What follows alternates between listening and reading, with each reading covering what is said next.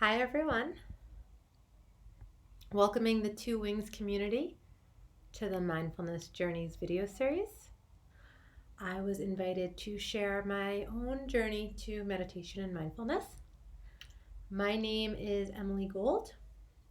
I am a yoga therapist, yoga teacher, public health specialist, doula, and currently training to be a spiritual psychologist. So all these stuff really does come together in meditation, one of the areas where those all interact. So I was asked to share my journey to the meditation mindfulness practice, and I was thinking about where to start, and I could go back or not go back, and I decided to just sort of start it when I spent a year in Thailand in Chiang Mai working with refugees from Burma. I was on a fellowship, and I got to discover Buddhism there in a really welcoming, special way. It was one of my first experiences meditating was with some big groups of people at some celebrations, and then again in some areas around the refugee community. And I had never meditated before, so this was dove right in and was able to connect, but at the same time, sort of from an outside the community. So it was this experience I liked, but it wasn't really mine. I spent a year there. I went back home. Home at the time was in New York City. I went home, and maybe about less than a year after I got home, I started having seizures, and I was diagnosed with a fortunately benign brain tumor. I was 24 years old. I had my first seizure at a yoga studio. I was doing a lot of yoga at the time. I obviously still do a lot of yoga, and sort of that just changed my life. And it was a very, very scary time. I like to say there's something really frightening about your brain not being connected to you almost. So it's not your mind, but it's like actually your brain. I would have these seizures where I would leave the house in the morning and I would get to work and I would have no memory of how I got there because I was having a seizure the whole time. So it was happening. So at that time, fortunately, because I was in the yoga community a little bit and I had some other resources, I got introduced to mindfulness. And my mindfulness practice really got me through this entire period. I mean, there was a long time where I couldn't do any yoga. I eventually had brain surgery that was successful. I haven't had a seizure in just over 12 years now. It's 12 years and 5 days since my surgery. And but at the time I couldn't do a physical practice. I was feeling really isolated. Most 24-year-olds thankfully don't know what it's like to have a brain tumor, but I was feeling like there weren't a lot of people I could connect with. And very luckily, I had my mindfulness practice, which stayed with me on and off for quite a while. Sometimes more on, sometimes more off, fluctuated. Sometimes my yoga practice would get stronger suit. Sometimes my mindfulness practice would get stronger suit. I did an MBSR training, course when we moved to Brussels about 5 years ago. And that was a really great experience. I was already a yoga teacher. And when I did my yoga therapy training, it incorporated a lot more of a mindfulness practice. The focus was really on mental health. And though it is very much an emphasis on using the mind-body connection, you can't do that without also having a strong mindfulness practice. So anything we were learning about, whether it was using yoga for anxiety or depression, using yoga for chronic pain, whatever it is, there always was a mindfulness component. There's tons of research on mindfulness, which is really, really cool. So that gets incorporated into the yoga therapy training as well. So it stayed a part of my professional life as well as my personal practice. And I would say the second most significant time after getting through the brain tumor experience was when I was pregnant and then gave birth. I gave birth in my house, home birth, and one of my favorite books to read while I was pregnant was Mindful Birthing, and I used it. I wasn't sure if I was going to. I read a lot of things. I had been to lots of births. I was a doula, but I wasn't sure how much this practice was actually going to be part of my birthing experience, but it totally was.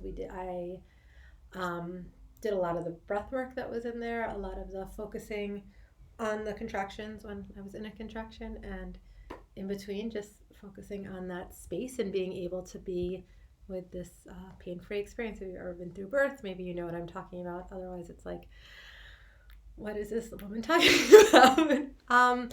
So yeah, the birth experience really enhanced my belief in how important mindfulness is and how useful it is. And I would say having a new baby even more so. I had a baby that could not be put down for about 6 months, cried all the time. Um, right after birth, there wasn't a lot of room for yoga, but I could walk around with him and just do some walking meditation. I could just sort of sit and feel him breathe on me.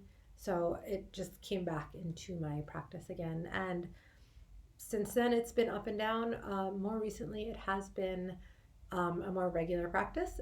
It's been interesting during this whole quarantine experience to see what's resonated and what's not. And I felt I had a really strong daily practice recently, and I felt myself pushing away from it because it felt very constricting to sit down on my mat for just 20 minutes and breathe. So I moved away from it, and then I felt myself not feeling good. And obviously, there was lots of reasons not to really be feeling good. But since I brought the practice back, and I've been adding, some affirmations to sort of be mindful of a phrase. I know that's a little outside the context, but again, just even if it's I'm breathing, I'm breathing. That's been really useful and helpful to me. And I think with everything that is going on in the world right now, with the protests in America and sort of the violence and the brutality we've seen from the police and from lots of people in power, not just in America. I think that's where everyone's eyes are in the moment, though. This practice is more important than ever, just being able to be mindful of our feelings, what we do, how, whoever we are, how we're feeling during this experience, how we can feel these feelings inward, and then being able to connect with that can help us then figure out what's the best way we can serve our local community and our global community. If we don't attach with, am I feeling angry? Am I feeling sad? Am I feeling scared? Whatever it is, it's hard to then put it back out. So with that in mind, I thought I would lead a Metta meditation, also known as loving kindness practice. So what a Metta meditation is this idea of mentally focusing on sending Metta, loving kindness, inward and outward. And this doesn't mean, like kumbaya, let's just all get along. I love you, you love me, blah, blah, blah. That's nice. I don't know how realistic it is, but what there is a lot of study on is that if you can feel a little bit more love towards yourself, you start sending a little bit more love outward. And that does sort of multiply. And this doesn't mean that it's going to solve all problems forever, but if we can start to support ourselves and support our local community, ideally that can spread outward. And you can spread loving kindness and still be angry and still be furious, still be all sorts of other things, but also be feeling love, because that's universal. So we can try it if you like. You can sit down, you can lie down. Lots of people like to do Metta lying down. You can roll your shoulders out and close your eyes. I'm just pulling up. I wrote a little meditation. I want to make sure I do what I read. Beautiful. So close your eyes. Let's take a couple moments to focus on your breathing so you can feel the breath enter the belly and leave the belly. Maybe it's not going to the belly. Maybe it's going to the chest. That's fine as well. Just feel it in your body.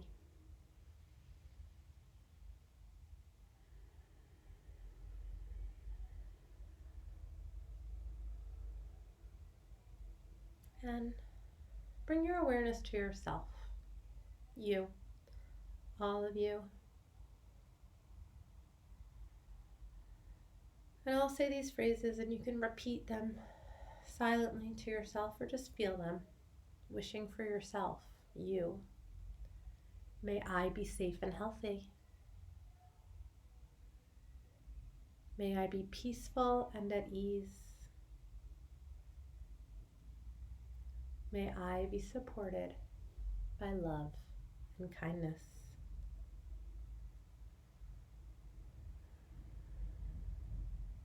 And take a moment to breathe in this feeling,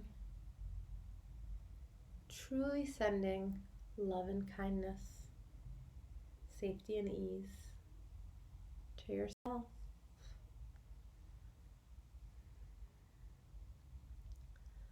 And bring your awareness now to someone that's easy to love.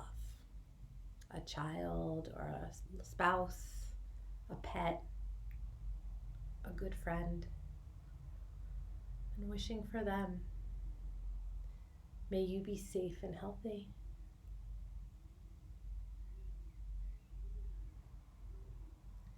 May you be at ease.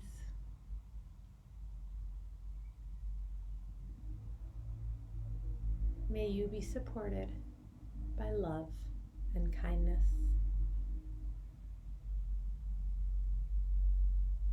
And take a moment to breathe this feeling in, truly sending loving kindness to that person you love.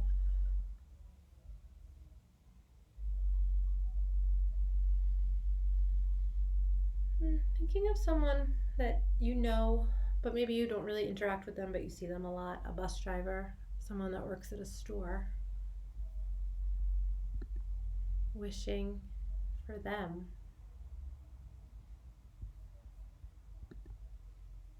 May you be safe and healthy.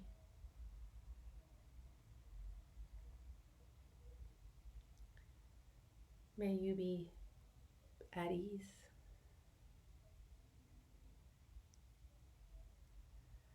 May you be supported by love and kindness. And take a moment to breathe this feeling in, truly sending loving kindness to this person.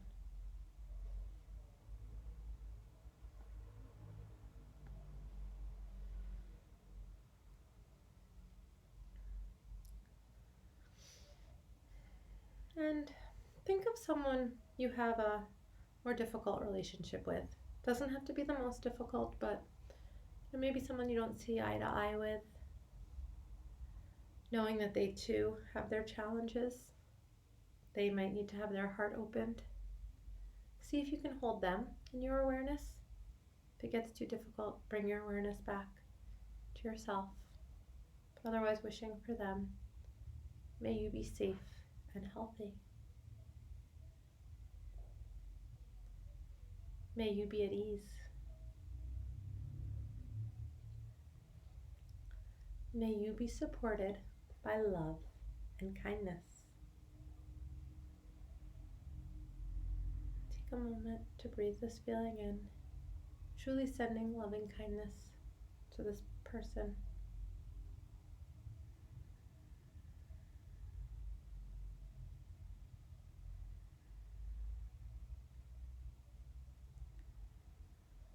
And take your awareness now to all the citizens of the world, those you know, those you don't know, near and far. Wishing for everyone. May we be safe and healthy. May we be at ease. May we be supported by love and kindness.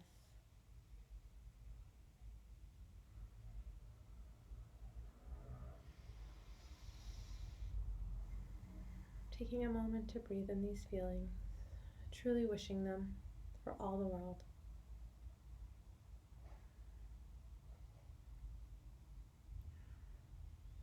And take your awareness now back to yourself, you as you are now, right this moment, wishing for yourself.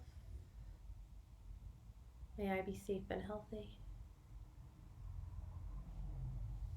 May I be at ease. May I be supported by love and kindness. And take a moment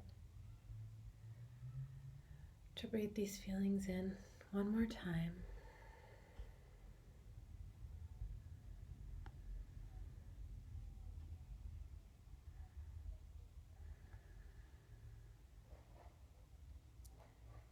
When you're ready, you can just take a couple deep breaths, feeling the breath again.